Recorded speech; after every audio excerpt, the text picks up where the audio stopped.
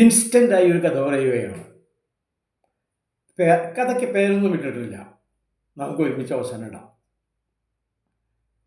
ഞാൻ എൻ്റെ വീടിൻ്റെ മുൻപിലെ വരാന്തയിൽ ഒരു ചാരുകസേരയുണ്ട്. ചാരുകസേരയിൽ കിടക്കുകയാണെന്ന് പറയാൻ പറ്റില്ല, ഇരിക്കാനൊന്നും ആണെന്നും പറയാൻ പറ്റില്ല. അങ്ങനെ ഒരു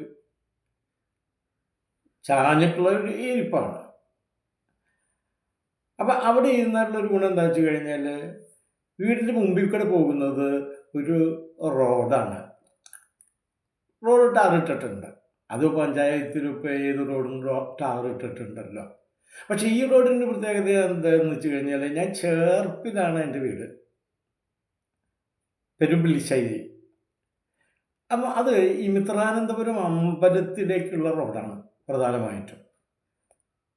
അപ്പോൾ സ്വാഭാവികമായിട്ടും ഈ അമ്പലത്തിലേക്ക് പോകുന്നത് കൊണ്ട് ഒരുവിധ തിരക്കുണ്ടായിരിക്കും മിക്കവാറും സമയങ്ങളിൽ. പ്രത്യേകിച്ച് ഓത്തൂട്ട് എന്ന് ഞങ്ങൾ പേരിട്ടിട്ടുള്ള, ഞങ്ങൾ പറയുന്ന ഒരു ഓത്ത് കൊട്ട് എന്നാണ് അത്രേ അത്. അതാണ് ഈ ഓത്തൂട്ട് എന്ന് ഞങ്ങൾ പറയാം. അപ്പോൾ അത് നടക്കുന്ന സമയത്താണെങ്കിൽ പറയും വേണ്ട, നല്ലതുപോലെ കാറുകൾ, അതുപോലെ വാഹനങ്ങൾ, ആൾക്കാർ ഉണ്ടാകും.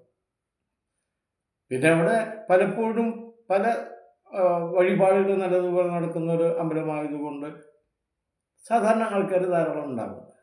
അപ്പോൾ ഞാൻ ഈ പിന്നെ വരാന്തയിൽ ഉള്ള എൻ്റെ ഈ എന്താ പറയുക വീടിൻ്റെ മുമ്പിലുള്ള ഈ ഇട്ടിരിക്കുന്ന ഈ ചാരുകസേരയിൽ കിടക്കുമ്പോൾ മക്കൾ 2 പേരാണ്. അവർ 2 പേരും ഓഫീസിലേക്ക് പോകുമ്പോൾ പറയും, പിന്നെ അച്ഛൻ പുറത്തേക്കൊന്നും വല്ലാണ്ട് ഇറങ്ങണ്ട, കാരണം റോഡാണല്ലോ മുമ്പിൽ, കാല് തെറ്റി അങ്ങോട്ട് വീഴാനൊക്കെ വളരെ സാധ്യത കൂടുതലാണ്, അവർക്കറിയാം. മാത്രവുമല്ല അവർ 2 പേരും പറയുന്നൊരു വേറെ വിശേഷമുണ്ട്. അതെന്താ വെച്ച് കഴിഞ്ഞാൽ, അച്ഛൻ ആരോടും വല്ലാണ്ട് വർത്തമാനത്തിനൊന്നും പോകണ്ട കേട്ടോ. അതിൻ്റെ കാരണം അവർ തന്നെ പറയുന്നത് എന്താ വെച്ച് കഴിഞ്ഞാൽ, അച്ഛൻ്റെ പഴയ കാലത്തുള്ള അവസ്ഥയൊന്നും അല്ല ഇപ്പോൾ. പലരും സ്നേഹം നടിച്ച് വർത്തമാനങ്ങളൊക്കെ പറയും ചെയ്യും, അവരുടെ ഒന്നും മനസ്സിനകത്ത് വല്ലാതെ അനുഭാവമാവണമെന്നില്ല. അച്ഛൻ പഴയ കാലത്തെ ഓർമ്മകൾ വെച്ച് ഓരോന്നൊക്കെ പറയും, അവർക്ക് നല്ലതുപോലെ ഇന്ധനമാവും.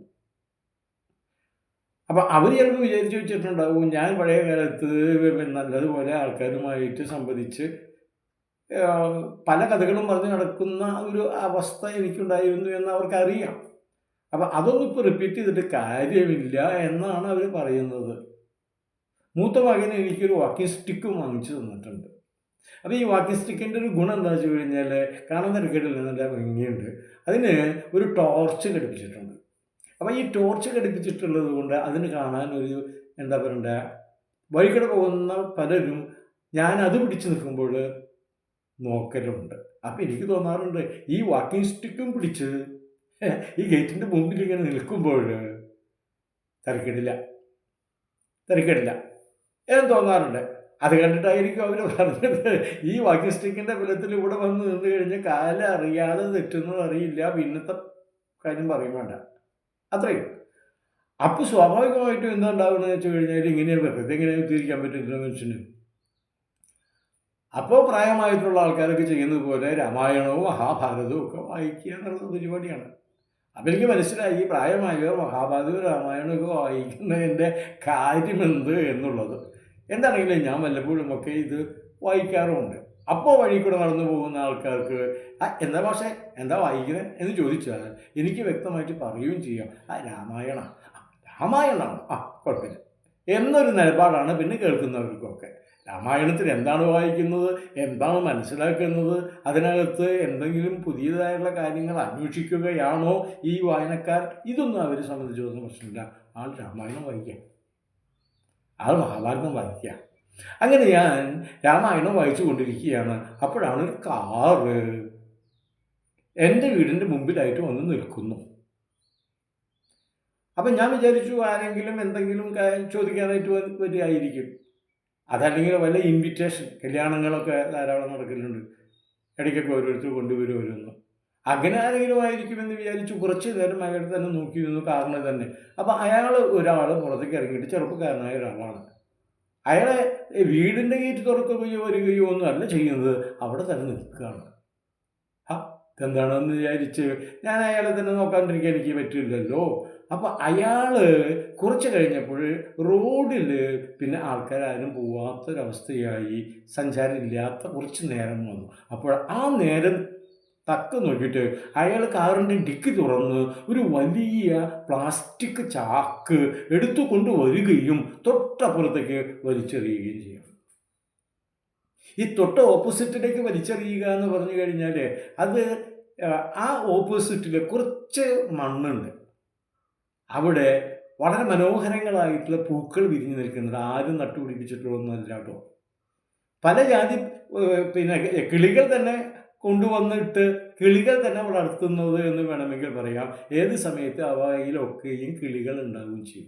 ഒരു 2-3 ചെറിയ വൃക്ഷങ്ങളും അവിടെ നിൽക്കുന്നുണ്ട്. അതുകൊണ്ട് അവിടെ നല്ല തണലാണ്, കാണാൻ നല്ല ഭംഗിയാണ്. അതാണ് ആ കിഴക്കുന്ന് വരുന്ന കാറ്റ് ഈ പൂമണവും കൂടി ഏൽപ്പിച്ചിട്ടാണ് എൻ്റെ അടുത്തേക്ക് വരിക. അപ്പോൾ ഞാൻ അവിടെ ഇരിക്കുമ്പോൾ എനിക്ക് തരക്കേടില്ല, നല്ല സ്ഥലമാണ് എന്ന് എപ്പോഴും തോന്നാറുണ്ട്. ഇയാൾ അടുത്ത നിമിഷം ഒട്ടും കളയാതെ അയാൾ കാറിൽ കയറി ടപ്പേന്ന് പോവുകയും ചെയ്യണം. ഞാൻ പെട്ടെന്ന് എഴുന്നേറ്റ് ഒന്ന് നടന്ന് ചെല്ലുമ്പോഴേ കാണുന്ന എന്താ വെച്ച് കഴിഞ്ഞാൽ ഒരു വലിയ പ്ലാസ്റ്റിക് ചാക്ക്. അതിൻ്റെ മുൻഭാഗം മൂടി അടർന്ന് അതിൽ നിന്ന് ഈ എന്താ പറയേണ്ടത്, ഈ പിന്നെ ഇറച്ചി, അതുപോലെ തന്നെ മത്സ്യം തുടങ്ങിയ സാധനങ്ങൾ ഒക്കെ ഇങ്ങനെ ഈർന്ന് വീഴുന്നത് കാണാനായി എനിക്ക് വളരെ വിഷമം തോന്നി. കാരണം ഇത്രയും നല്ല പൂക്കളും അതുപോലെ തന്നെ അവയുടെ നല്ല സുഗന്ധവും ഒക്കെ ആസ്വദിച്ചു കൊണ്ടിരിക്കുന്നതിനിടയിൽ ഈ അലമ്പ് സംഗതി ഇവിടെ വന്നു പെട്ടല്ലോ, ഇങ്ങനെ ഒരു സാധനം എറിഞ്ഞല്ലോ എന്ന് വിചാരിച്ച് ആ കാറിനെ തന്നെ നോക്കുമ്പോൾ വളരെ ചെറുപ്പക്കാരനായ ഒരാളാണ്, സുമുഖനാണ്. ഞാൻ നമ്മുടെ ഈ ടി വിയിലൊക്കെ കണ്ടിട്ടുണ്ടല്ലോ ഈ പ്ലാസ്റ്റിക് മാലിന്യങ്ങൾ ഒക്കെ മാലിന്യങ്ങൾ വലിച്ചെറിയുന്നത് കുറ്റകരമാണ് എന്നൊക്കെ പറയുന്നത് കേട്ടിട്ടുണ്ടല്ലോ എപ്പോഴും. മാത്രമല്ല അത് കണ്ടെത്തി അറിയിക്കേണ്ട നമ്പർ എന്നൊക്കെ പറഞ്ഞുകൊണ്ടും തന്നിട്ടുണ്ടല്ലോ. അതിലേക്കൊക്കെ അറിയിച്ചാൽ തീർച്ചയായിട്ടും വലിയ പാരിതോഷികങ്ങൾ വരെ കൊടുക്കലുണ്ട് എന്നൊക്കെ. ഞാൻ പാരിതോഷികങ്ങൾക്കൊന്നും വേണ്ടിയിട്ടല്ല, വെറുതെ മൊബൈലെടുത്ത് ഇയാളുടെ നമ്പർ ഒന്ന് പകർത്താമെന്ന് തിരിച്ച് നോക്കുമ്പോൾ ആ കാറിൻ്റെ നമ്പർ പ്ലേറ്റിൽ ഒരു പിന്നെ കടലാസ് ഒട്ടിച്ചിരിക്കുക. അത് കാരണം അകലേക്ക് കാണാൻ പറ്റില്ല.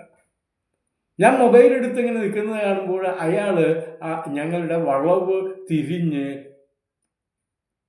കഴിയാറായി. ഞാൻ മൊബൈലും എടുത്ത് അതിലേക്ക് നോക്കി നിൽക്കുന്നത് കണ്ടപ്പോൾ അയാൾ ചെയ്തതെന്ന് വെച്ച് കഴിഞ്ഞാൽ അയാളുടെ പിന്നെ മുഷ്ടി പുറത്തേക്ക് ചാടിച്ച് ഉയർത്തി ഒരു പിടുത്താണ്. അപ്പം ആ പിടുത്തം കണ്ടു കഴിഞ്ഞാൽ മനസ്സിലാകാത്തവരാരും ഉണ്ടാകുമെന്ന് എനിക്ക് തോന്നുന്നില്ല.